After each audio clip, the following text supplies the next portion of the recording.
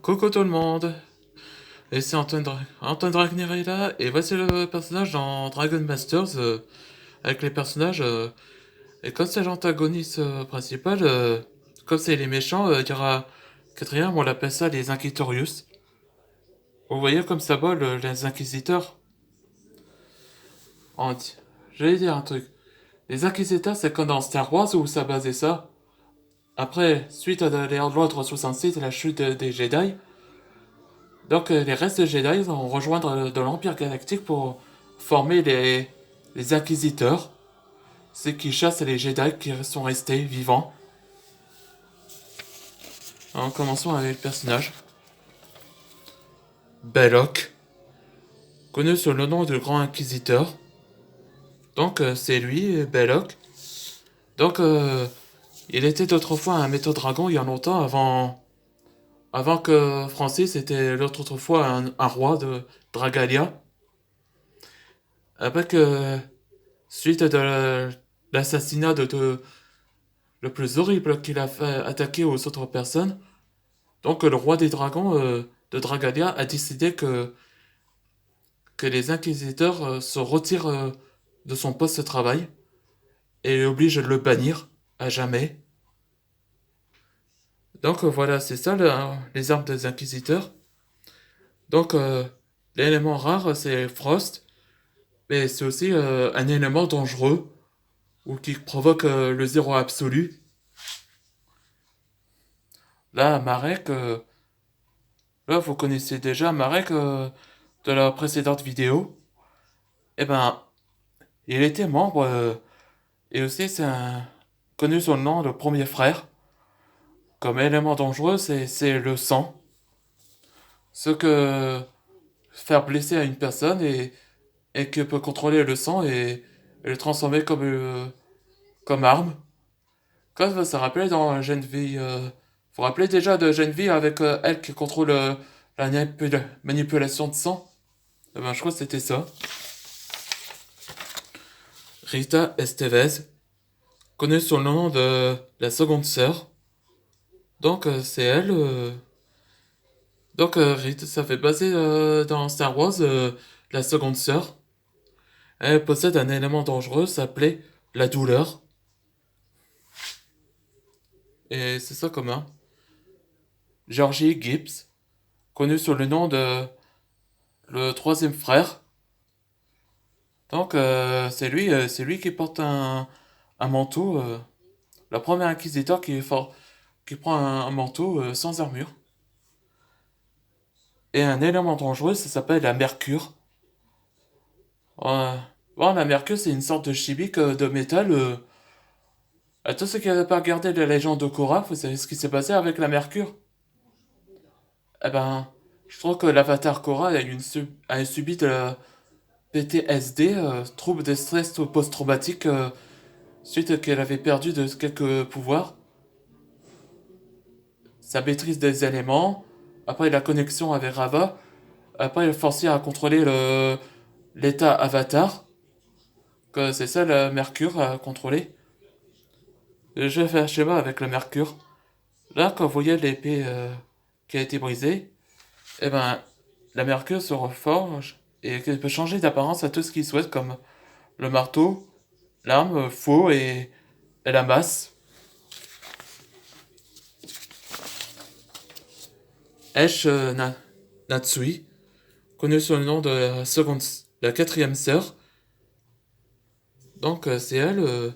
Et donc aussi c'est la sœur de d'Oban Natsui. Vous vous souvenez de Oban Natsui dans Dragon Masters? Eh ben, il était membre de la conseil des dragons.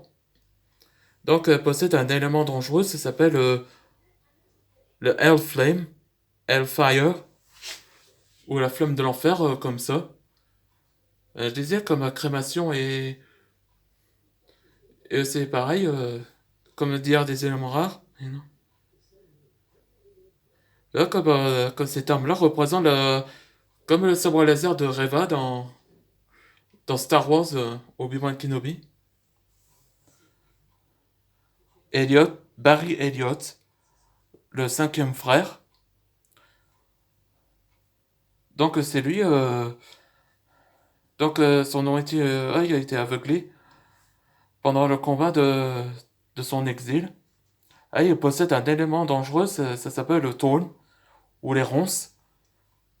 Là, comme cette arme-là, il peut faire un fouet et transformer les lames en ronces de plantes. Je trouve que la ronce, c'est comme l'équivalent de la plante et de la nature.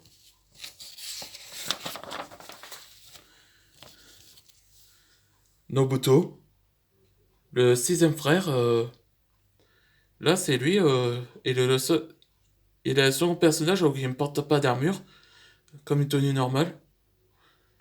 Ah, il possède un katana normal, mais un laser, comme ça. Et il possède un élément rare, les yeux. Les yeux, c'est qui ferme les doigts avec un œil fermé et peut voir également tout ce qui se passe. Comme un... Imagine que vous avez installé un caméra à surveillance, là. Eh ben, c'était pareil comme des éléments. Ben, il peut voir à travers tout,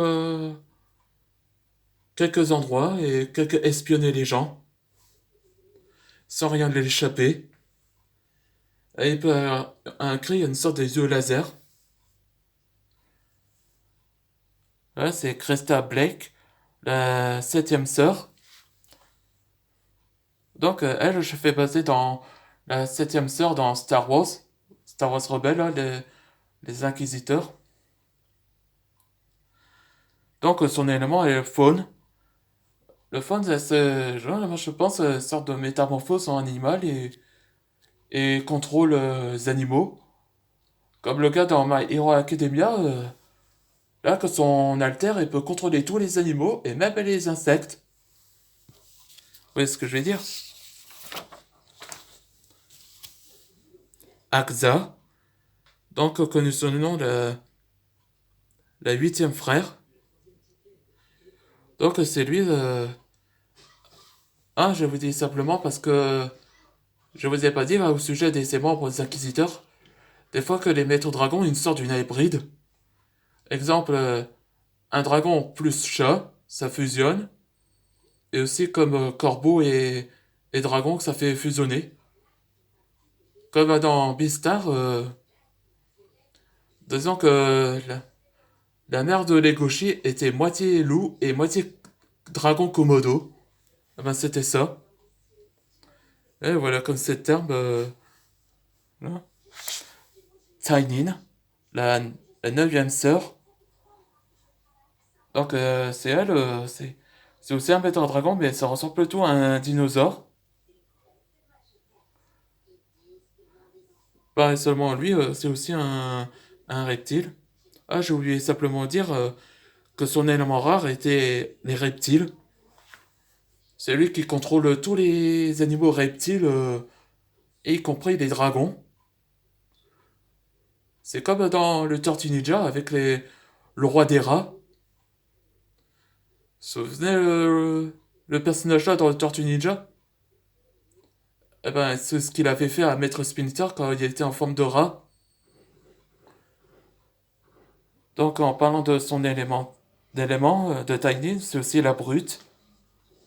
Comme une force brute, c'est une sorte d'équivalent de force brute que je vais dire, et force. Enfin, Hominis. Là, connu sous le nom le dixième frère. Ça, j'ai fait baser ça dans Star Wars aussi. Donc, c'est lui. Après, il a démissionné. Depuis quelques années plus tard, il était. Non, quelques années avant, il était autrefois un maître dragon.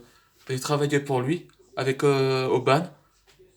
Suite de sa disparition de son étudiant et élève, il a démissionné et a pété un câble.